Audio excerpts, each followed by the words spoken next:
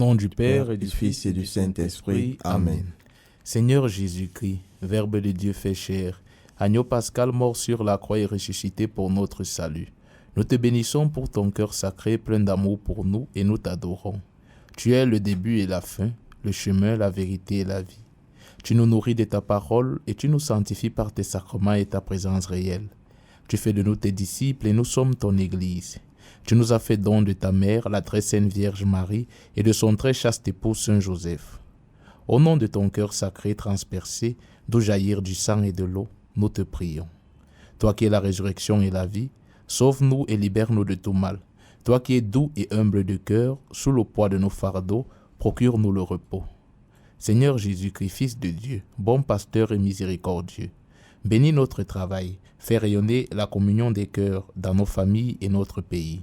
Mets en nous l'esprit de ton sacré cœur, esprit d'amour et de paix, de douceur et d'humilité, de prière et de don de soi. Fais-nous vivre en communion avec toi, le Père et le Saint-Esprit, pour les siècles des siècles. Amen. Au nom du Père et du Fils et du Saint-Esprit. Amen.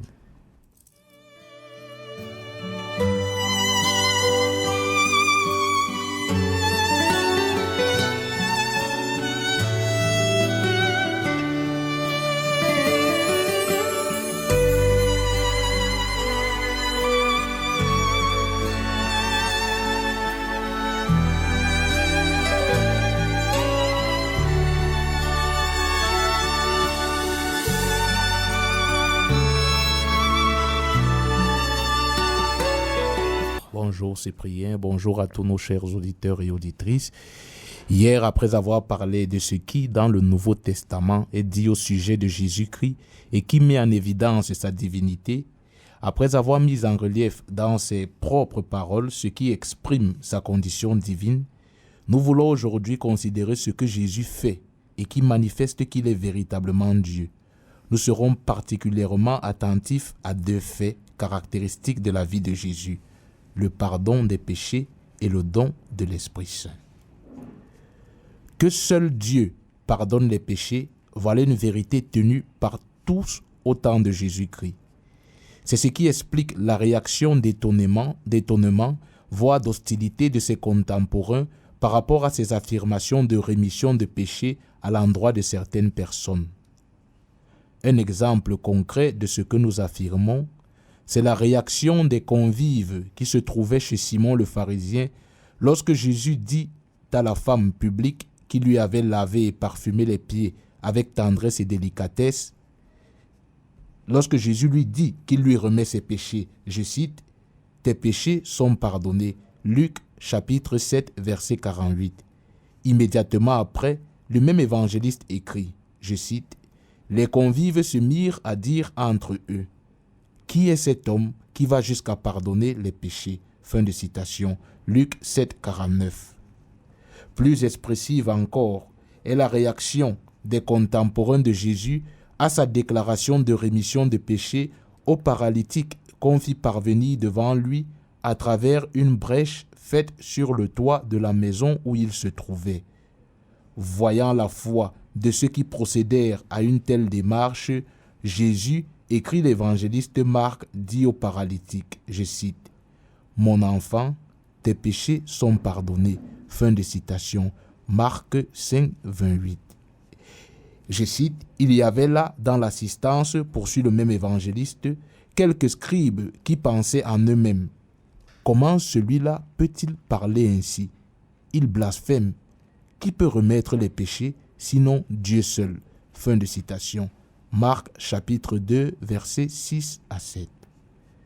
Pour leur confirmer qu'il a comme Dieu le pouvoir de pardonner les péchés sur la terre, Jésus déclara ensuite, je cite, « Pour que vous sachiez que le Fils de l'homme a sur la terre le pouvoir de remettre les péchés, je te l'ordonne, dit-il au paralytique, lève-toi, prends ton grabat et rentre chez toi. » Fin de citation. Marc 2, verset 10. C'est parce que Jésus est véritablement Dieu qu'il a le pouvoir de pardonner les péchés.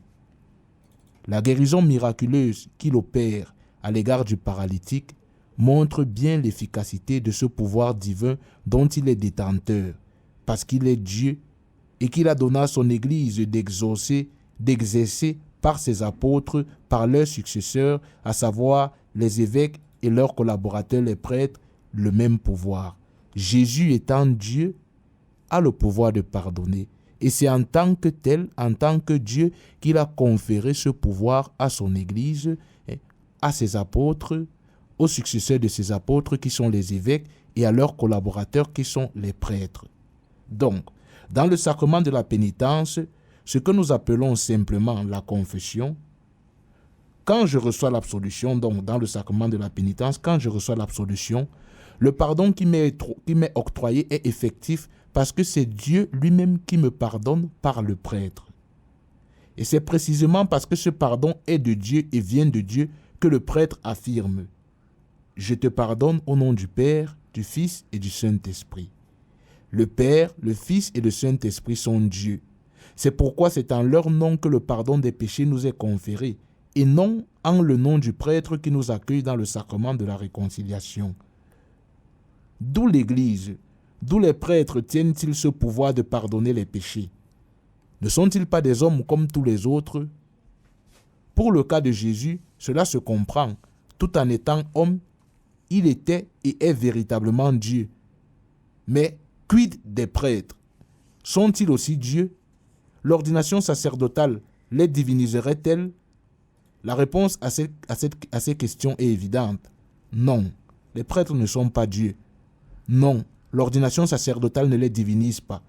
D'où tiennent-ils donc ce pouvoir de pardonner le péché s'il est vrai que seul Dieu peut pardonner? Au nom de quelle autorité, eux, pécheurs parmi d'autres pécheurs, peuvent-ils pardonner les péchés des autres? La réponse à ces deux questions, c'est bel et bien Jésus-Christ. Lui qui a le pouvoir de pardonner aux hommes leurs péchés parce qu'il est Dieu, est le même qui a donné aux prêtres le pouvoir de pardonner les péchés aux hommes. Parce qu'il est Dieu, il est. Parce qu'il est Dieu, il peut faire l'un et l'autre. Pardonner et donner à d'autres hommes, pardonner et donner à d'autres hommes le pouvoir de pardonner en son nom relève de ses cordes. Dans l'évangile selon saint Jean, il nous est rapporté que Jésus, après sa résurrection, le soir du premier jour de la semaine, apparaissant au milieu de ses disciples, leur dit, je cite, « La paix soit avec vous. De même que le Père m'a envoyé, moi aussi je vous envoie. » Ayant ainsi parlé, poursuit l'évangéliste, il souffla sur eux et il leur dit, « Recevez l'Esprit Saint. À qui vous remettrez ses péchés, ils seront remis. À qui vous maintiendrez ses péchés, ils seront maintenus. » Fin de citation. Jean, chapitre 19, versets 21 à 23. Ce texte montre clairement que c'est de Jésus-Christ lui-même que procède le pouvoir des prêtres de pardonner les péchés. C'est de sa propre initiative qu'il concède ce pouvoir à ses apôtres. Chers amis auditeurs, chères amies auditrices, Jésus savait que tu peux confesser directement tes péchés à Dieu dans ton cœur, depuis ta chambre. Jésus savait que ça aurait été plus facile pour toi de demander pardon directement à Dieu. Sachant tout cela, il a quand même choisi de remettre le pouvoir de te pardonner tes péchés à des hommes comme toi. Des hommes qui sont peut-être même plus pécheurs que toi, plus lâches que toi. Mais c'est à eux que Jésus a donné ce pouvoir et c'est à eux qu'il continue à le donner pour ta sanctification et la leur. Le curé de ta paroisse n'est peut-être pas un exemple pour toi. Tel ou tel autre prêtre brille peut-être par tel ou tel autre défaut. Mais c'est lui que celui qui est sans défaut a choisi pour te libérer de tes propres défauts. Souviens-toi que Saint Pierre, qui a reçu avec les autres apôtres le pouvoir de remettre leurs péchés aux hommes, avait régné Jésus. Souviens-toi que Thomas avait douté de sa résurrection, que la plupart d'entre eux avaient fui et l'avaient abandonné au moment de la passion. C'est à eux cependant que Jésus a confié un si grand pouvoir. Et c'est toujours à des hommes remplis de faiblesse que Jésus, tout au long de l'histoire, a confié ce pouvoir, et non à des anges. En 2020, Dieu n'a pas abandonné ses bonnes habitudes. Il continue à conférer ce pouvoir à des hommes remplis de faiblesse, pour que tu comprennes précisément que ce pouvoir ne vient pas d'eux, mais de Dieu, qui a librement choisi ce moyen de t'offrir son pardon. Il pouvait choisir un autre moyen, mais c'est celui-ci qu'il a choisi, dans sa sagesse qui surpasse la tienne, dans son amour qui dépasse de loin le tien. Cher ami auditeur, chère amie auditrice, c'est précisément parce que le pouvoir de te pardonner tes péchés ne vient pas du prêtre, mais de Jésus-Christ lui-même, qu'il peut t'administrer ce pardon, qu'il soit en état de grâce ou en état de péché. L'absolution que te donne un prêtre pécheur est valide, comme l'est l'absolution que te donne un saint prêtre. Le pouvoir de te remettre tes péchés ne dépend ni de sa sainteté, ni de son manque de sainteté, mais de Jésus-Christ qui par l'Église lui a confié ce pouvoir. Il en est ainsi parce que Jésus-Christ l'a voulu ainsi. Donc, à ceux qui rejettent le sacrement de la pénitence et jugent qu'ils ne peuvent pas se confesser devant un homme comme eux, sachez que ce sont les choix de Dieu lui-même que vous rejetez et que vous remettez en question. Peut-être êtes-vous plus sage que lui. Jugez-en vous-même. À ceux qui disent qu'ils préfèrent se confesser directement à Dieu et n'ont pas besoin de passer par un homme, Dieu, lui, continue à essayer de vous faire comprendre qu'il préfère passer par un homme pour vous octroyer son pardon. Souvenons-nous que la confession est un sacrement. Et dans tous les sacrements, Dieu, Jésus-Christ, veut se servir d'un intermédiaire pour te concéder sa grâce.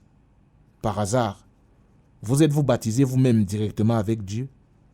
Vous êtes-vous donné vous-même directement la première communion avec Dieu? Vous êtes-vous marié directement avec Dieu? Vous êtes-vous ordonné vous-même prêtre directement avec Dieu? Nous connaissons tous la réponse à ces questions. Pourquoi, quand il s'agit du sacrement de la pénitence, nous voulons maintenant nous passer de l'intermédiaire que Dieu a choisi pour nous confesser nous-mêmes directement avec lui? Chers amis auditeurs et auditrices, remarquez que dans sa pédagogie, Dieu s'est toujours servi d'intermédiaire pour entrer en contact avec son peuple et le combler de ses bienfaits. Nous voyons que dans l'Ancien Testament, Dieu s'est toujours servi d'un prophète pour parler à son peuple et n'a pas parlé directement à chacun dans son cœur. Dieu peut effectivement te parler dans ton cœur, mais c'est le même Dieu qui suscite des prophètes, des apôtres et aujourd'hui des prêtres pour te parler et te pardonner tes péchés. C'est en son nom qu'il t'accorde le pardon des péchés. Celui-ci est un trait caractéristique de la divinité du Christ, comme l'est également le pouvoir de donner l'Esprit Saint.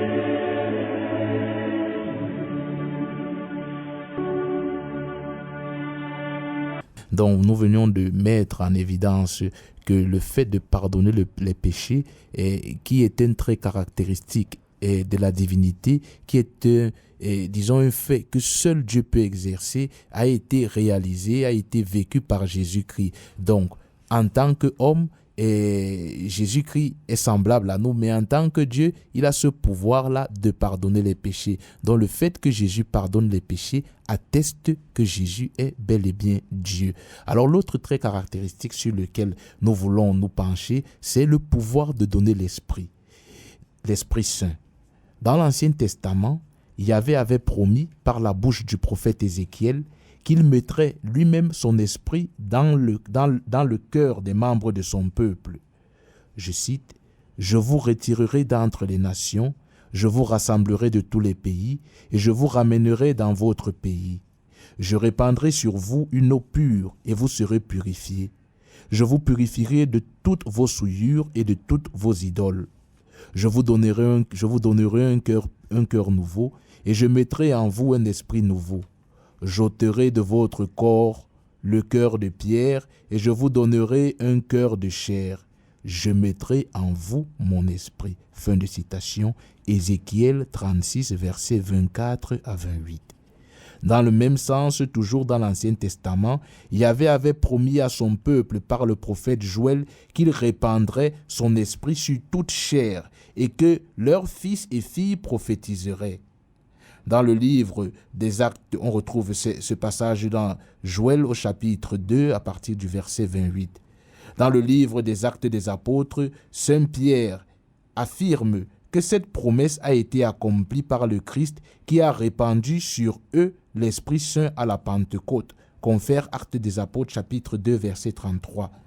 L'Évangile selon Saint Jean raconte que le premier jour de la semaine, Jésus communiqua l'Esprit Saint à ses apôtres en soufflant sur eux.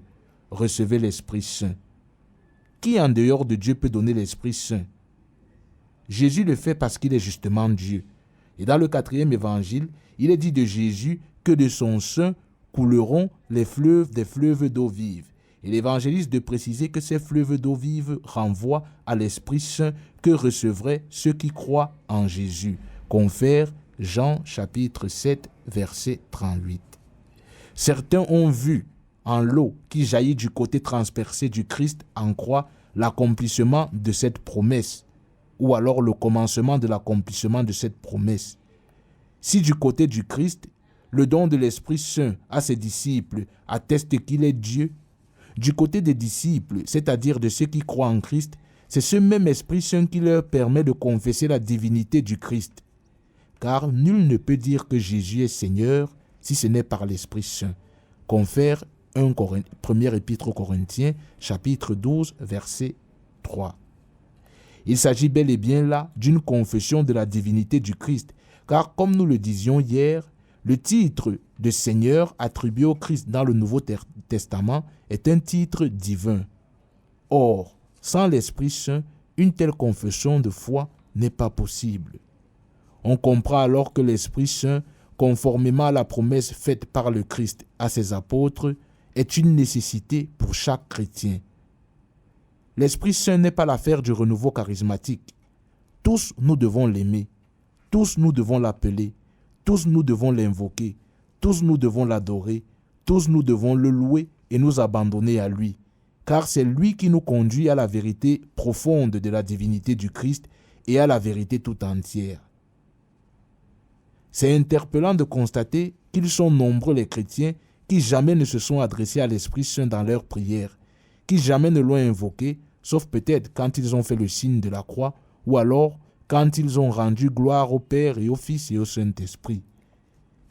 L'Esprit que nous avons reçu au baptême voudrait entretenir avec nous une relation consciente et vivante. Nous ne l'avons pas reçu pour qu'il demeure enfui au fond de nos cœurs, mais pour devenir des enfants de Dieu, pour l'écouter, pour lui parler, pour le prier, pour lui demander conseil, pour lui demander son aide. Mais avant tout cela, nous devons sans doute apprendre à lui dire merci d'avoir accepté de venir habiter en nous. Nous devons lui demander de nous apprendre à l'aimer, à le connaître et à l'écouter. S'il nous fait connaître et comprendre que Jésus-Christ est le Seigneur, il nous apprend et aide à l'imiter. En tant que chrétien, notre vocation est d'imiter le Christ. De même que l'Écriture affirme que nul ne peut dire que Jésus-Christ est Seigneur si ce n'est par l'Esprit Saint, de même il faut dire que nul ne peut imiter le Christ si ce n'est par l'Esprit Saint. En effet, toute la vie de Jésus est une vie dans l'Esprit Saint. Il a été conçu par le Saint-Esprit. Il a reçu lors de son baptême que nous avons célébré dimanche passé l'Esprit Saint venant du Père. Le 4e évangile dit en effet que le Père lui a donné l'Esprit sans mesure, confère Jean 3,4. Au moment de commencer son ministère public, le Christ, d'après l'évangéliste Luc, s'identifie avec l'envoyé du Seigneur de la prophétie d'Isaïe qui affirme « L'Esprit du Seigneur est sur moi parce qu'il m'a oint », confère Luc 4,18. Durant son ministère, Jésus lui-même précisera que c'est par l'Esprit Saint qu'il chasse les démons, confère Matthieu 12,28. Jésus est un homme rempli d'Esprit Saint et qui n'agit que mu par l'Esprit Saint. Il est impossible de le suivre ou de l'imiter sans ce même Esprit Saint. Même Marie, qui a été conçue sans péché, a eu besoin de l'Esprit Saint pour remplir sa mission. C'est grâce à l'Esprit Saint qu'elle a conçu le Christ et en devint la mère. Donc, C'est grâce à l'Esprit Saint qu'elle est passée de la condition de fille de Dieu à celle de mère de Dieu, sans cesser naturellement d'être fille de Dieu. C'est ce même esprit qui certainement l'a poussée à se rendre chez sa parente Élisabeth et qui lui a inspiré le cantique du Magnificat. Avec les apôtres, elle reçoit l'Esprit Saint à la Pentecôte. Nous disons de Marie qu'elle est notre consolatrice, la consolatrice des affligés. Nous disons de Marie qu'elle est notre avocate. Mais qui est le consolateur par excellence? Qui le Christ appelle-t-il notre paraclet, c'est-à-dire notre défenseur, notre avocat? N'est-ce pas l'Esprit Saint? Confère Jean 14, 26. Marie, en tant que mère des douleurs, est consolatrice et avocate parce qu'elle est profondément unie et soumise à l'Esprit Saint. Par conséquent, qui prétend s'appuyer sur Marie pour aller au Christ doit comme elle s'ouvrir à l'Esprit Saint et lui être docile. S'ouvrir à l'Esprit Saint, c'est l'invoquer, c'est le prier et se faire docile à ses émotions et à sa volonté. Chers fidèles auditeurs et auditrices de Radio Maria, prions le chapelet et le rosaire chaque jour pour demander à Maman Marie son aide pour nous et pour les nôtres. Mais essayons aussi de suivre ses pas, puisque c'est ce qu'elle veut. Ces pas qui nous conduisent à Jésus-Christ son Fils. Mais pour cela, nous devons nécessairement nous appuyer sur l'Esprit Saint comme elle l'a fait tout au long de sa vie. Et pour nous appuyer sur lui, nous devons commencer à recevoir le baptême si nous ne sommes pas encore baptisés. Car par le baptême, nous recevons l'Esprit Saint.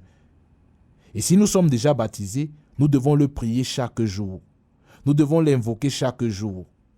C'est l'occasion pour nous de reprendre et de redécouvrir les prières que l'Église a préparées pour nous, pour invoquer l'Esprit Saint. Viens Esprit Saint, envoie du haut du ciel un rayon de ta lumière, ou alors viens Esprit Créateur. Nous pouvons aussi l'invoquer en récitant chaque jour la litanie du Saint-Esprit. Nous pouvons le faire chaque jour en invoquant spontanément l'Esprit Saint par des prières jaculatoires. Viens, viens, viens Esprit Saint, viens dans ma vie, viens dans mon cœur, viens comme tu veux, viens quand tu veux, s'il te plaît, aide-moi, purifie-moi, transforme-moi, etc. Et en lui disant bien évidemment merci pour tant de choses qu'il fait en nous et autour de nous et dont nous ne sommes même pas conscients. Chers fidèles auditeurs et auditrices de Radio Maria, l'Esprit Saint, l'Esprit que Jésus a promis à ses apôtres, n'est pas un luxe, mais c'est une nécessité pour qui prétend le suivre, pour qui prétend l'imiter, pour qui prétend être au service de Jésus-Christ, le médecin des médecins, le Seigneur des seigneurs, le Dieu vivant, vivifiant et véritable.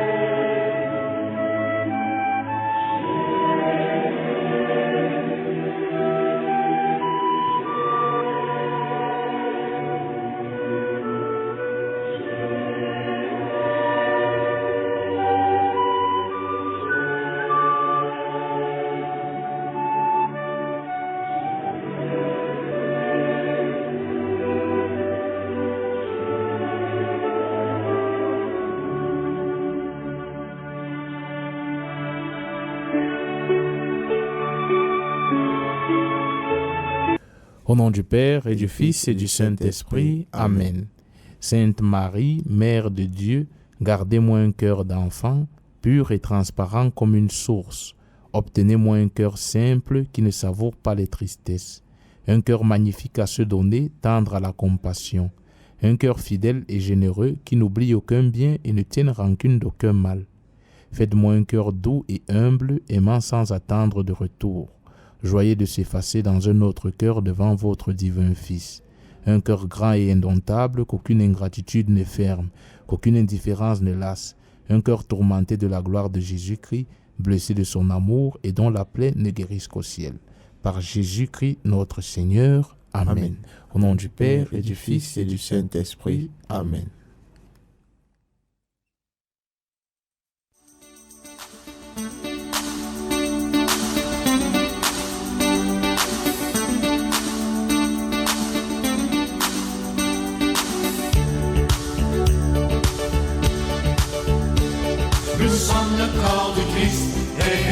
il est la tête. Nous sommes le corps du Christ, il est la tête.